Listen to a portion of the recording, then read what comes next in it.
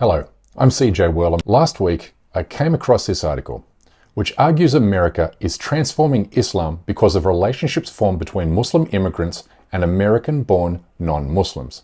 But don't waste your time reading it, because it's the single worst piece of rubbish I've read in a very long time. It wants you to forget that 2 decades of non-stop war on terror propaganda, along with the billion-dollar Islamophobia industry it spawned, constituted America's full-frontal effort to transform the Islamic religion by manufacturing so-called moderate Muslims. This article is another example of just how deliberately deceptive the mainstream media is when it comes to covering Islam and Muslim lives. Because the changes taking place in America today speak to the total opposite of this headline.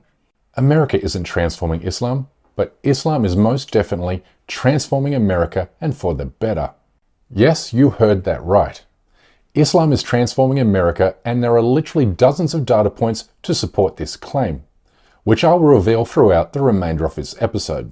But first I want you to think about this remarkable fact, that within the next 15 years, Islam will be the second largest religion in the United States, because the country's Muslim population is growing at an accelerated rate, and will more than double by 2050, while surpassing the Jewish population along the way.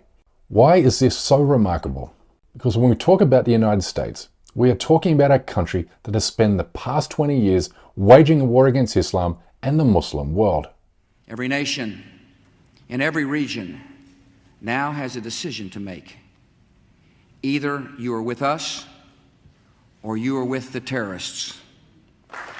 Study concluded that at least 4.5 million Muslims were killed during the US-led war. But here's the thing. Islam is now fighting back, but not through violence, but through its message of hope, equality, justice, and love. You see, 2 decades of perpetual war has left American society economically, emotionally, and spiritually broken.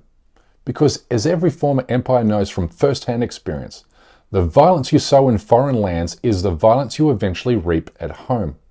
Which is exactly what the legendary American Muslim Malcolm X warned the United States about in 1963. His assassination was the result of the climate of hate. Climate of hate means that this is the result of something.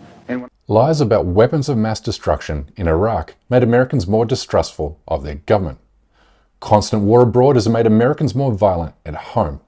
Mass surveillance programs have made them more suspicious of their neighbors, and mass incarceration has broken family bonds. And the wreckage all of this has left in its wake has created a series of intractable epidemics.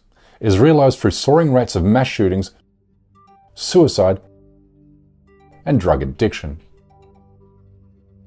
These societal plagues have caused a breakdown in communities, while at the same time online technologies have made Americans feel more disconnected from actual family and friends offline.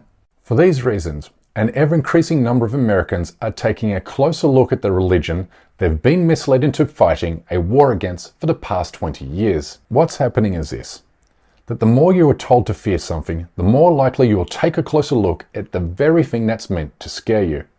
Which not only explains why so many Americans are converting to Islam, but also explains how I transformed myself from an anti-Islam bigot in 2005 to an activist against Islamophobia 4 years later.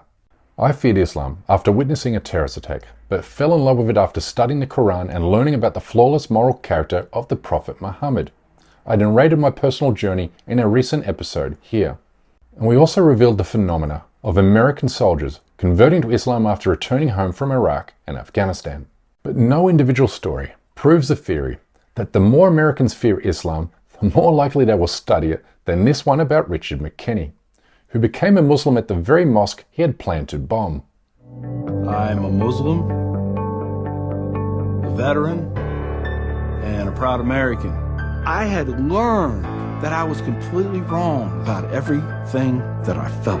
But what's really important here is how the growing American Muslim population is healing broken communities across the country by bringing people together and giving them a sense of collective purpose, which in turn is drawing more Americans towards Islam. The efforts by this mosque in Buffalo, New York, where I actually lived for a brief period way back in 1992, is illustrative of the way Islam is providing the kind of spiritual and emotional comfort that so many Americans are now yearning for.